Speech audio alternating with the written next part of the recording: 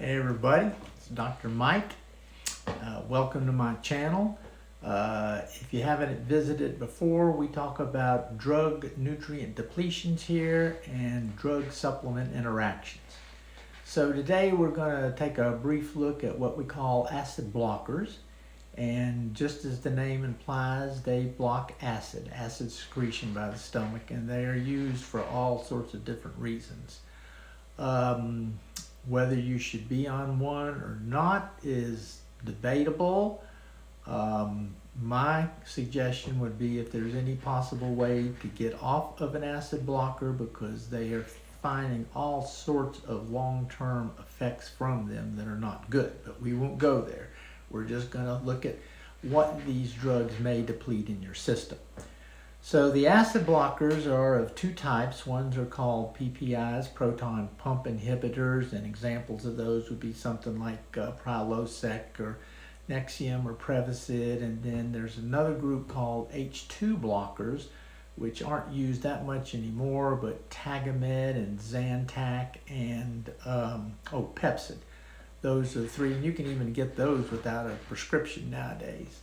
So what kind of problems do they cause? Well, probably the biggest, most common thing is that they block calcium absorption. So the problem, of course, is if you can't absorb calcium into your system, it can lead, oh my goodness, sorry, it can lead to all kinds of things, but mainly bone problems. So what do we do? I mean, if you have something like osteopenia, which if you go to a doctor, everybody's going to have osteopenia or osteoporosis, you do need calcium. So what you can do is take a form of calcium. There's different forms out there, but the one that is not dependent on acid secretion or acid to be absorbed is called calcium citrate. So that's the form that you would want to take. There's a number of them. Calcium carbonate, which is found in Tums, is dependent on acid to be absorbed, but it's also an antacid, so it doesn't even make any sense to take those things. So in taking the calcium, there are some things we need to think about. One is the amount of calcium. The body will only absorb about 500 milligrams at a time, so make sure you're not taking 1,000 milligrams at one shot. The calcium citrate form can be taken on an empty stomach or with food. That will not affect its absorption. You probably don't want to take it with a multivitamin and mineral, because zinc and iron can affect its absorption. And probably you'd want to be taking vitamin D with it, because vitamin D helps increase the absorption of calcium. So another thing is the amount of calcium. Years ago, everybody was telling you to take 1,500 milligrams of calcium, which is way too much. Generally, if you weren't taking an acid blocker, you'd be getting about 500 milligrams in your diet, even if you weren't trying. And the problem with too much calcium is it can deposit itself in the arteries. So in general, osteopenia, osteoporosis, nowadays they're telling you to take about 1,000 milligrams a day. And so if you're not on an acid blocker and you're still eating, you may want to take an extra 500 milligrams. If you are on an acid blocker, you might want to take up to 1,000 milligrams, and that would be like 500 milligrams twice a day. Okay, the other thing that acid blockers can block the absorption of is vitamin B12. Now, you can look it up, but there's all sorts of problems with lack of B12 in your system. So we get the B12 from the food, but it's attached to protein molecules, and the acid breaks that bond that allows the B12 to be absorbed. So what do? Well, we take it sublingually. That means we put the B12, we get it in a form like a lozenge that we can put it underneath our tongue, and it's absorbed right into these blood vessels that you have underneath the tongue.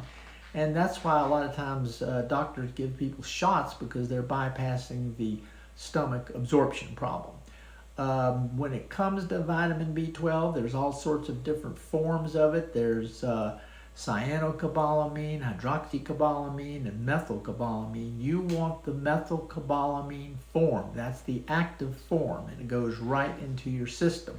The cyanocobalamin form contains a cyanide group, which has to go to the liver to be converted into the active form. Now, fortunately, there is not enough of the cyanide in there to actually do anything to you, but if you're an elderly person, you don't want to be messing around with your liver.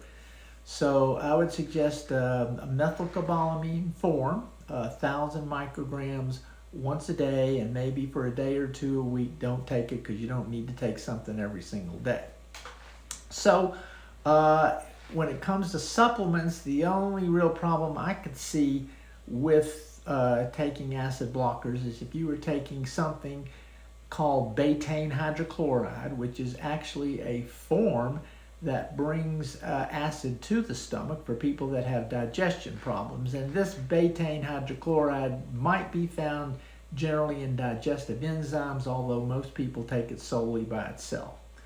Okay, so that's the story, and I'm sure it's more in depth, but in general, acid blockers, if you can, get off of them.